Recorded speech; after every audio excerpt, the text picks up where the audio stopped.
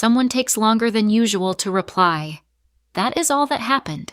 No argument, no proof, no final answer, just silence. But your brain does not leave it there. It opens a case file. Maybe they're annoyed.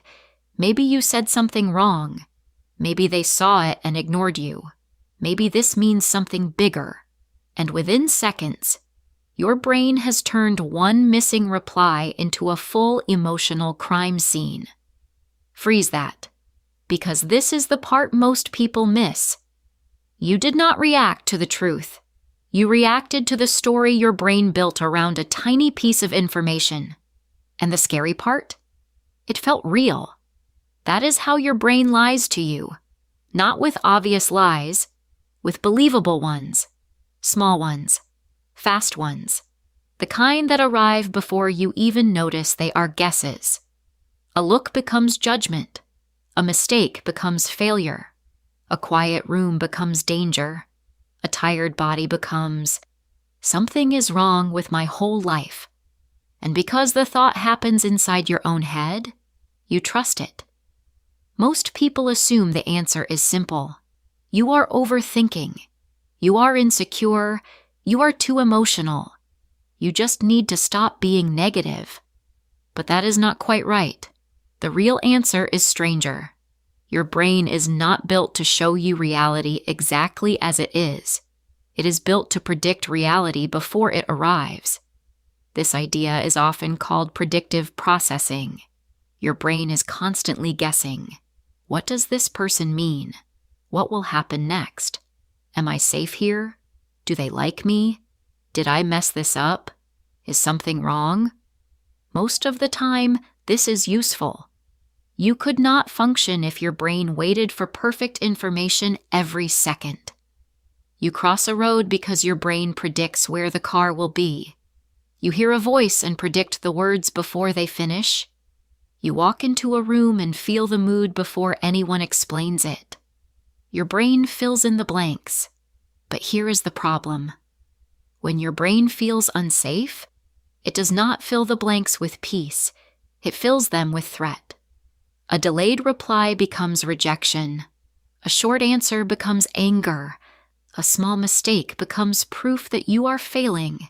A strange feeling in your body becomes something serious. A future you cannot control becomes a disaster waiting for you.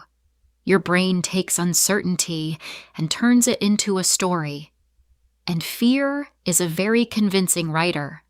It knows how to make maybe feel like definitely. It knows how to make one small detail feel like the whole truth. It knows how to make a thought feel urgent just because it is loud. But loud does not mean true. A thought can be loud because it is afraid, not because it is accurate. Think about the last time your brain told you, "They don't like me." Did you know that? Or did you feel that?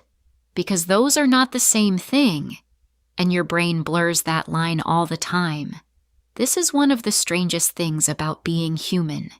You can feel completely certain and still be wrong. Not because you are stupid, because certainty is not always proof. Sometimes certainty is just your nervous system shouting, and your nervous system is old. Much older than phones, exams, rent, job interviews, dating apps, screenshots, deadlines, and unread messages. For most of human history, your brain had one brutal priority: survive. If your ancestor heard a rustle in the grass and thought, probably nothing, and it was a predator, that was a bad day. But if they thought, danger, and it was only the wind, they survived.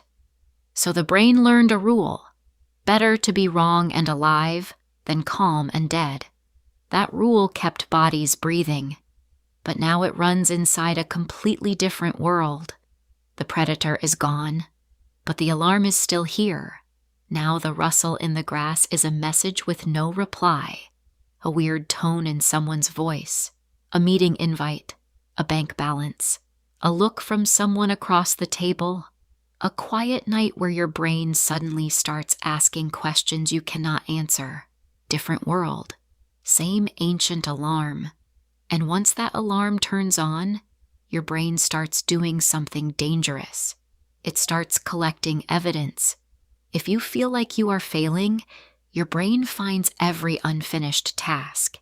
If you feel unlikable, your brain replays every awkward conversation. If you feel unsafe, your brain scans every possible future problem. If you feel behind in life, your brain opens a highlight reel of everyone who seems ahead of you, and then it says, "See, I was right."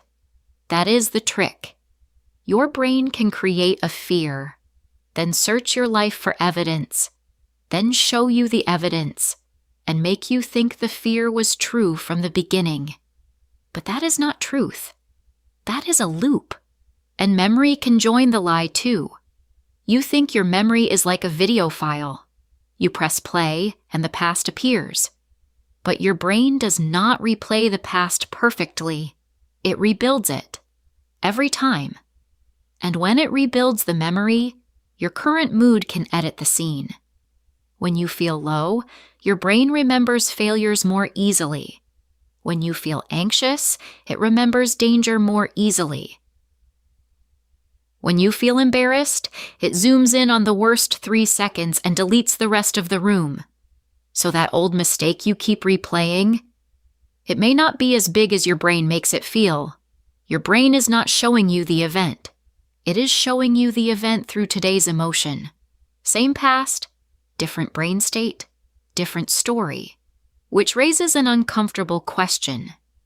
If your brain can make fear feel like truth, how many of the facts you believe about yourself are actually old survival stories? Maybe "I'm not good enough" is not a fact. Maybe it is protection from rejection. Maybe "everyone is judging me" is not a fact. Maybe it is protection from shame. Maybe "something bad will happen" is not a fact. Maybe it is protection from uncertainty. Maybe "I'm falling behind" is not a fact. Maybe it is protection from wasting your life. The thought may be wrong, but the protection makes sense. And that is the difference. You do not have to believe every thought, but you can understand why it arrived. A thought can be loud without being accurate. A feeling can be real without being a fact. A fear can be trying to help you and still be wrong. So the next time your brain tells you a story, pause before you move in, before you reply from it, before you make it your identity. Ask, what do I actually know? What am I guessing? What evidence is missing? What would this look like if I felt calm? Because sometimes the most powerful thing you can do is not fight the thought. It is separate yourself from it. There is the story. There is the fear. There is the ancient alarm. And there is me, watching it happen. Not broken, not weak, not crazy, just human. With a brain that learned to protect life before it ever learned to understand it. Your brain will lie to you, not because it wants to ruin your life, but because it is trying, in its strange old way, to save it. And the moment you can see the lie as a prediction, not a fact, you get a little space back. Space between the thought and the truth. Space between the fear and the decision. Space between the old alarm and the person you are now. Because your brain may tell the story, but you do not have to believe every word.